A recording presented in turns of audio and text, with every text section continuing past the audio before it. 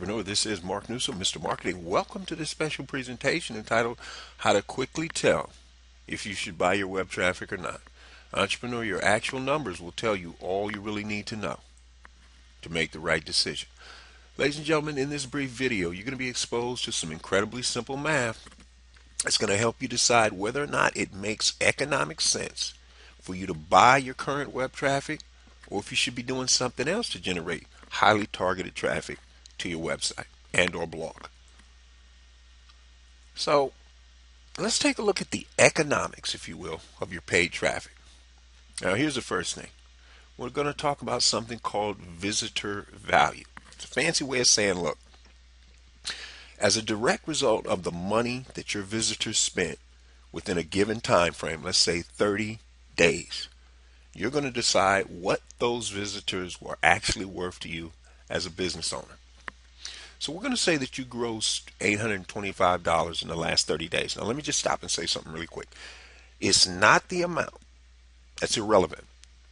It's the time frame, in this case 30 days, and it's the actual amount you gross. Now we're not going to get into all the expenses that would actually have to go into this figure because that would just make this way too complicated. So on the surface, what we're just saying is, hey, you grossed $825, you did so in 30 days. That's enough to decide for you to determine what your visitor value is worth. However, let me just say something.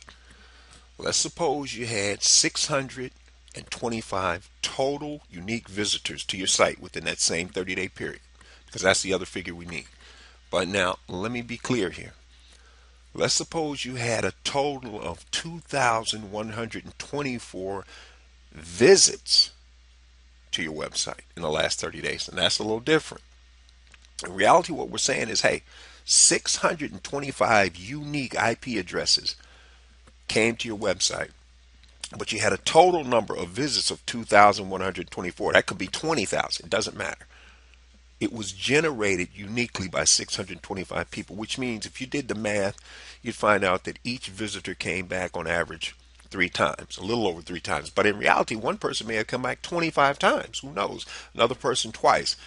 The average is those 625 people came back to your site several times. Now, with that said, take the gross amount of 825. If you divide it by 625, the math will tell you something. In this case, it's going to tell you that your visitor value is $1.32. Now, right here is where a lot of people get confused, and this is why you have to understand the fundamentals.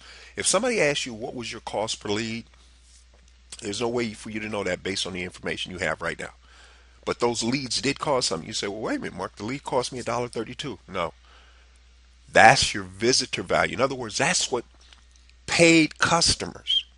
Those 625 people spent a total of $825, and that's where your $1.32 came from. Your cost per lead might be something else. But let me just say something else really quick so you can hopefully see the balance here. If you lower, in other words, you leave that other gross figure, the amount you gross, you can't change that. You gross what you gross. But if your unique visitor total was lower, you'd automatically know that your visitor value was higher. So I hope that doesn't confuse. It's almost like a teeter-totter, if you will. But now, here's the point. Here's what a lot of small business, newbie marketers online do. They'll say, well, Mark, should I use Facebook pay-per-click? Because there's some person saying I should be doing Facebook, and then another expert over here said, no, solo ads is the way. Now, if you don't know what a solo ad is, ladies and gentlemen, these entrepreneurs who have what's called e-zines or newsletters, sometimes, and this is a way, again, of adding value. Instead of just having people run ads, like let's say they sell 10 classified ads. Well, one person may decide, you know what?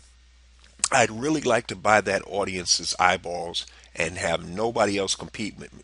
Well, if you're willing to spend a little more money, because think about it, if you want that newsletter provider to only run your ad and eliminate all the other ads, then you're costing them revenue. You got to pay more. So the point is, it's not whether you should do a solo ad, pay-per-click, Bing, banner ad. The question is, how much is your visitor worth to you, or customer? Just think of visitor value as customer, because that's what it is in reality. Does it make sense for you to do pay-per-click? I mean, what if you run a pay-per-click ad campaign and it turns out that each customer is, or in this case, visitor value is $2.43? Well, if you're only going to average $1.32, you can't afford to spend $2.43. Now, for those people who are a little more sophisticated, you say, yeah, but Mark, I have a back end hooked up. Well, that may be. If you have that much expertise that you know you can ultimately turn those people into a profit, fine. But if you're just starting out, don't base the fact that you're losing money initially on how you think you're going to make it up on the back end. Don't try to run your business that way because you're going to go broke. Well, entrepreneur, I hope you can see in this really, really watered down example of how and why you need to know what your visitor value is worth to you, because the economics of what you're doing will drive your decisions. Now, the other thing is you say, well, okay, what if I'm not running ads? What if I'm considering running or paying a tip that does SEO and they want to charge you a certain fee? Well, what you need to figure out is whatever they're doing, and don't focus on, hey, they got me at number one on this page or I'm number five. No. That traffic that they generate for you, whatever it is, and you can measure it, to get those sales, when you run that math, your visitor value, what you need to decide is based on what they're charging you, does it make economic sense? It either does or it does not. And that's the real beauty about this, ladies and gentlemen. You don't have to overcomplicate this.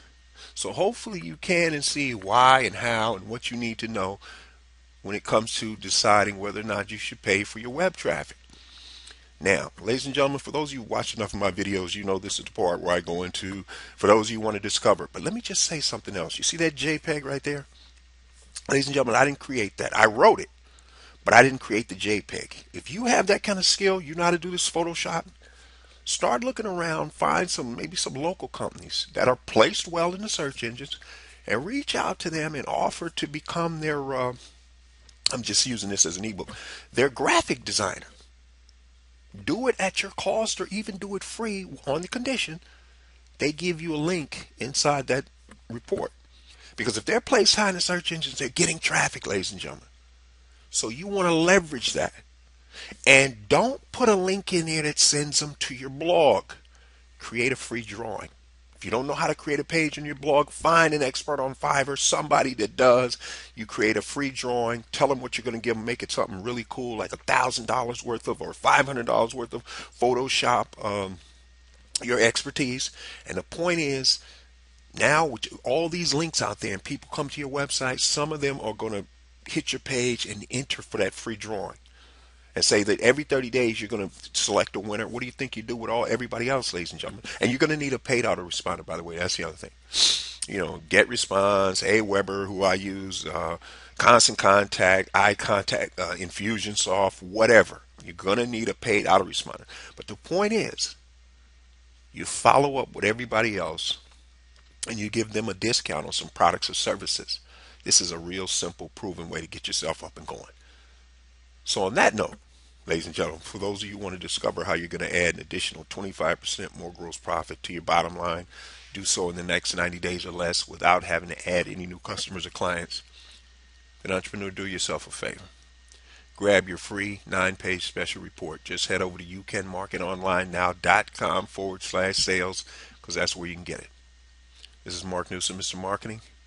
We'll see you again next time on the Marketing Minute.